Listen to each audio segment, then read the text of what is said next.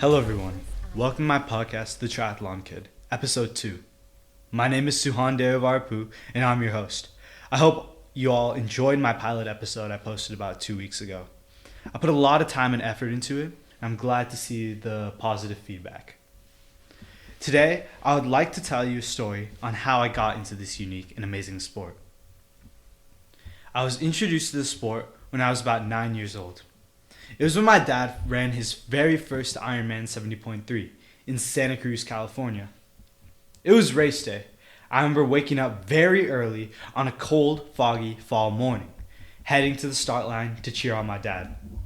As most of you know by now, triathlon always starts with a swim, then transitions to the bike, and then closes off with a run.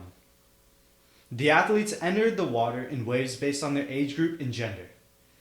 When it was time for my dad to swim, all I saw was a group of about 300 men wearing identical green caps and swim goggles plunge into the cold waters of the Pacific and slowly fade away into oblivion.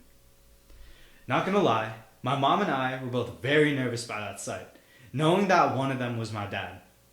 To see these athletes swim away from the shoreline into the depth of the ocean was kind of nerve-wracking, partly because of the fear that neither of us were good swimmers. After a daunting 45 minutes, it was a relief to see my dad come out of the water and walk towards the bike transition. As teenagers, we're all fascinated by fast cars and cool motorbikes. But for me, the most fun part of a triathlon is that I get to ride some really cool triathlon bikes. These two-wheeled stallions can range anywhere between $3,500 US to over $25,000 US, or maybe even more. Some of these bikes have the capability to go super fast as compared to normal road bikes. For an event like the Ironman 70.3, it's required by all athletes to check in their bikes a day prior to the race. The bike check-in area is as large as a football field. It's massive. As you can imagine, you get to see some of the coolest, fastest, sleekest, most technologically advanced time trial bikes. Trust me, it's a sight to behold. Thousands of these sleek machines lined up one after another, of course heavily guarded by the race security.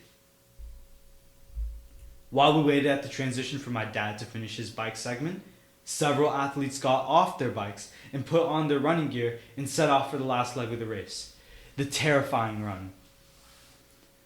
I watched my dad pulling in. I could see relief in his eyes, but also could sense the anxiety that was looming over his head. I gave him a high five when he passed me, and I told him, "You've got this. You're 2/3 of the way done." And his response was, "Nah, it's not done until it's done." Mom and I eagerly waited at the finish line to receive him. It's quite an emotional experience to watch triathletes of different genders, age, and build finish a race.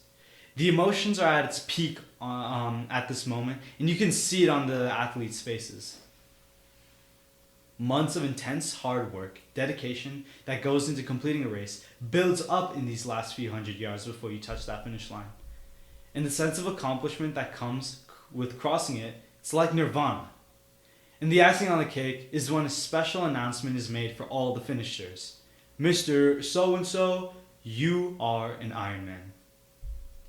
One thing I strongly advise to anyone remotely interested in pursuing endurance running or a triathlon for that matter is, please, take some time out of your day and go for a race. Go just watch a race. Please cheer for those athletes that are crossing the finish line. Not only is it inspiring and emotional for them, but it may be for you. It might just motivate you to sign up for your very first race. Thank you very much, and please subscribe to my podcast, The Triathlon Kid. Send me your comments and suggestions. Thank you for listening. See you next time. Take care.